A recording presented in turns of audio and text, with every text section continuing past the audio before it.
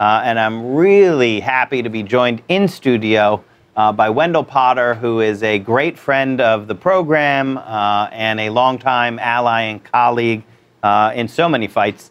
But in the fight for a healthcare system that actually is a healthcare system, not a system that extracts money from people, that sees disease as a profit center, and is not only immoral, but is bankrupting this country. That's our current system. Our current system is unaffordable.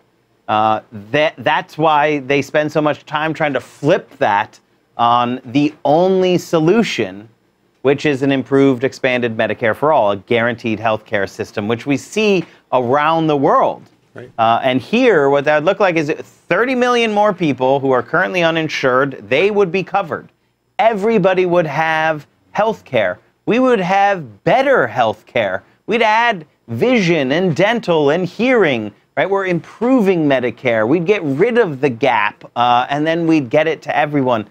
And that would not only do that, it would lower the costs. I had Matt Brunig on earlier talking about the assault that happened when he surfaced. I think you know, but I'm gonna lay it out again. There's this coordinated media attack, right? Which is what you expose. Right. And he stuck a stick in the spokes of their wheel and flipped it by just looking in the appendix, doing the math, and being like, "Hey, your study says it would save money." Right. But then they wouldn't accept that, right? Like they then had their fact checkers come out, and it was so coordinated. That's the part that I think is hard for some people, not you, obviously. It's what you spend your time exposing.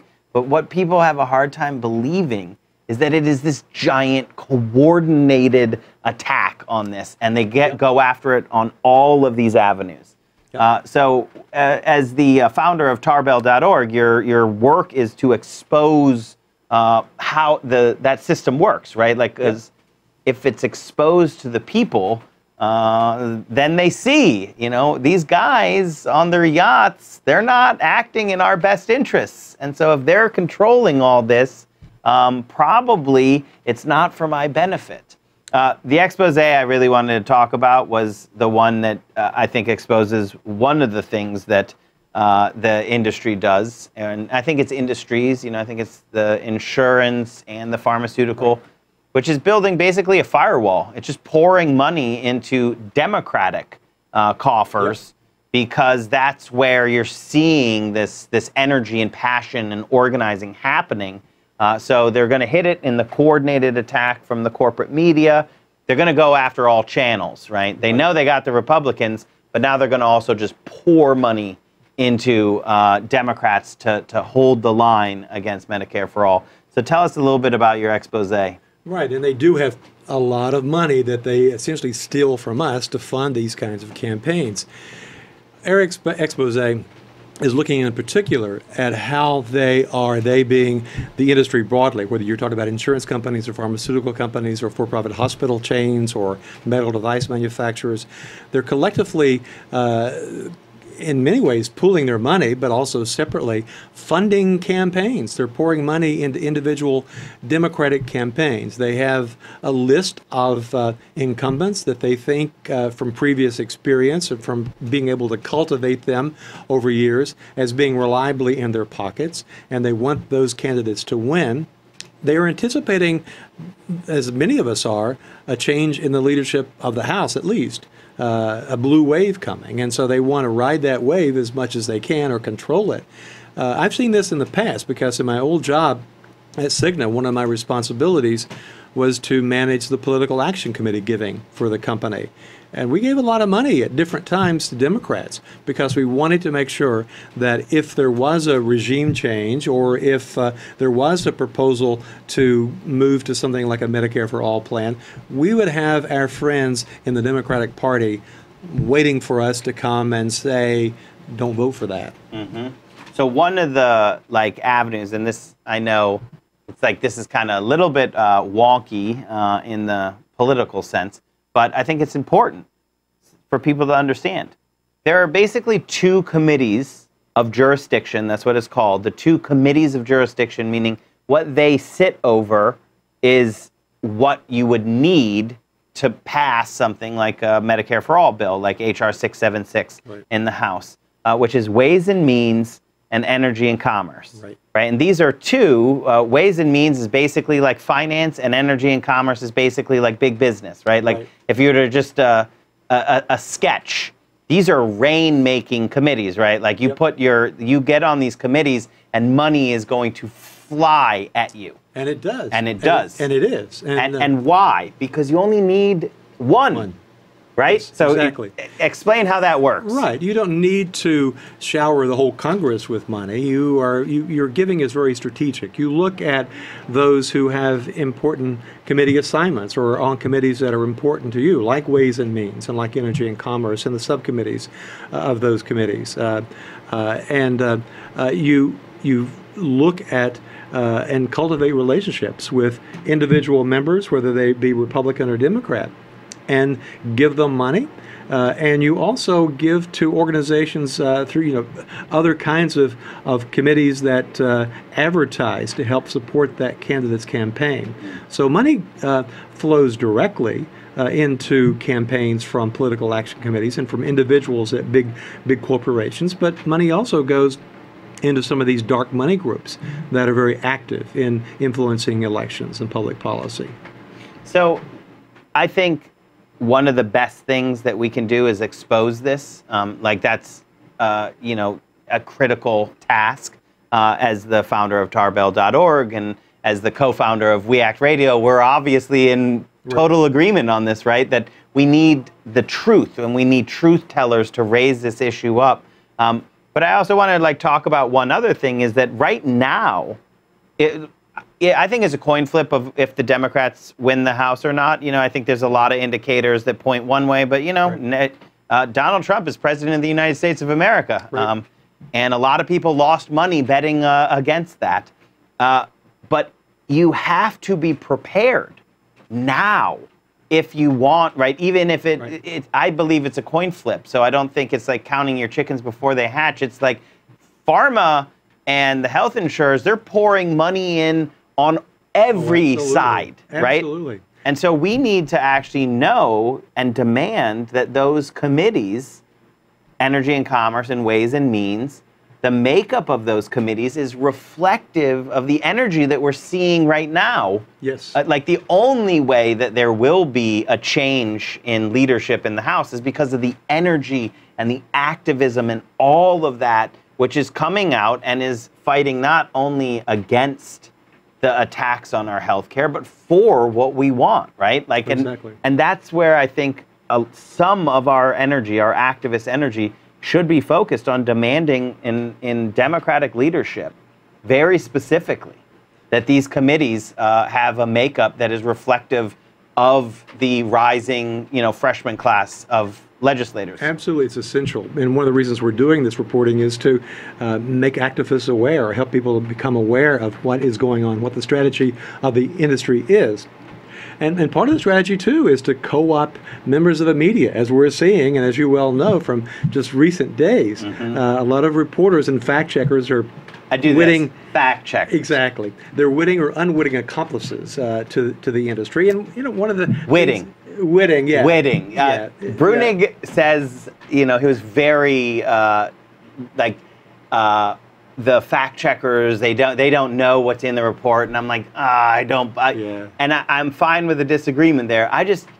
I've seen this too many times. They're part of it. They are They're part of it, and they know their role. And when they're told to do right, I mean, Jake Tapper. I'm not saying he's a bad person. I'm saying he's got wonderful health care. Wonderful health care for him and his family, and he's told that what he's supposed to do is record this fact check, and that's what he does. And that's what he does. And part of my old job was to cultivate relationships with reporters as well as members of the of Congress. But primarily, my mission was to co-opt reporters, to get reporters to think, to like me individually and personally.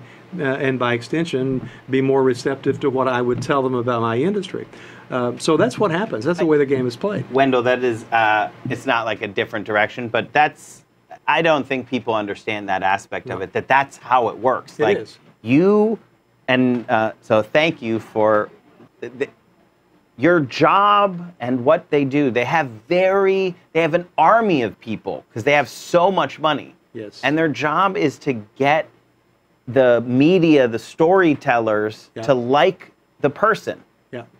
To like you and your old job. Because then when you would say like, oh, I know they say that. Right. But it's not really that bad. Exactly. And then the media personality is like, well, I've been hanging out with Wendell for years. Right. Why would he lead me astray on this? Right. I think I bet you at least there's some question, right? Like, and if you can't get them to toe your line, at the very least you can enter some doubt into it. Well, absolutely, that's correct. And one of the reasons I was in my job for as long as I was, the company kept me in that position, was because I was pretty darn good at developing these relationships with reporters, in particular here in New York, here in D.C., but also in New York. I was on Amtrak going both places all the time, meeting in person with reporters and on the phone with them. And you know, the other thing is there's not the equivalent on the other side. The advocacy world doesn't know how the game is played, for one thing, nor do they know how to gain access to reporters like that. Did you see Kessler's like back and forth? Did. And he was saying like, no, I didn't ask Sanders' office about their bill. I didn't need to because I was only talking to Playhouse. And you're like, don't you see the problem in that? Right. Yeah, and they don't see. And they don't see the problem. They're blind to it. The other thing is too. So okay, so then you're the expert on this. Am I too mean? Is it willful or is it like because I wish I could believe that they don't know the role that they play, right? That because to me this is moral. This is a moral thing, right? We're talking about people die. Right. People's lives are catastrophically changed because of the system that, you know, our sick care system, our broken healthcare system. I won't go on my diatribe. It's not really broken. It's set up this way. It's working perfectly. It's just the job is not to give us healthcare. The job is to make money for an elite class of people. Are the media, corporate media, willfully part of it, or do you think that they're kind of actually just the propaganda machine brings them along? It's both. I think it's absolutely both. Yeah. And one of the things to keep in mind too is that people like Kessler and Tapper, you know, they know a little bit about the healthcare system, but they don't really know the healthcare system. And they have great healthcare as well. Great healthcare, which I think is a big part of it, right? So you never see it. You don't, and they have a hard time, obviously, relating to someone who doesn't have great healthcare, who can't get insurance for one reason or another, can't afford it, even with the Affordable Care Act. It's not affordable, and nor are they anyone who has to worry all that much about deductibles because they're paid quite well. Right. They don't have a real understanding of how the real world is. Let me lay out how this is how I see it working. It is willful, but it's like, it maybe starts, it's like it grows over time. Right. A person knows in a career that they've chosen how to advance. Right. It becomes clear like what you do to rise up the ranks of your chosen profession. Right. And I think that most of the corporate media is set up. So it's pretty clear right away that like the way you advance up the ranks is you're gonna take part in these sort of social, this is the social things that you do. These are the cocktail parties that you go to. These are the events that you go to. Yes. These are the people that you talk to. You know, these are not the people that you talk to, and everything's being watched, and you know the brass ring on these things is millions of dollars a year. Yes. So like it's sort of a willful, and there's probably another story, but that's not going to get me my anchor chair, right? Or whatever it is. The other thing that's going on too, I think, is that a lot of reporters are skittish about or sensitive about being portrayed as the liberal media. And so you're going to see a lot of them increasingly over time as Medicare for All, guaranteed health care gains steam of saying or trying to make people think that we're not bought by the Bernieites, the Bernie people, that we're playing it straight here. We're skeptics. So they play that skepticism, and it's a false balance is what they're buying into. So this is a fun conversation I could have forever. I have very strong feelings about the TV side of the corporate media because I think that that's, like where it is really apparent to me. Right. I find that print journalists generally are the ones who are much more close to truth tellers and often are the best, right? And which I wonder, do you spend more, not you, but does the corporate machine spend more time trying to bend? Because one expose from a print journalist can bring down a company, right? Yeah. But when you go through a story like that, what they have to put into it is immense, right? And they're under threat by lawyers and I don't know if you read the Blood Money, the story on Theranos. Yes, I did. But I mean that, right? That's one reporter who's just doggedly standing up to this billion-dollar company.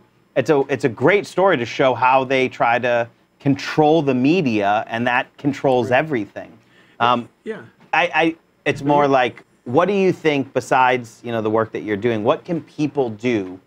Here's what people can do right away. Go to tarbell.org, sign up if they're not, share everything that you produce, spread anything that Wendell, anything that Tarbell is coming out on Tarbell is truth-telling. It's set up to expose this system.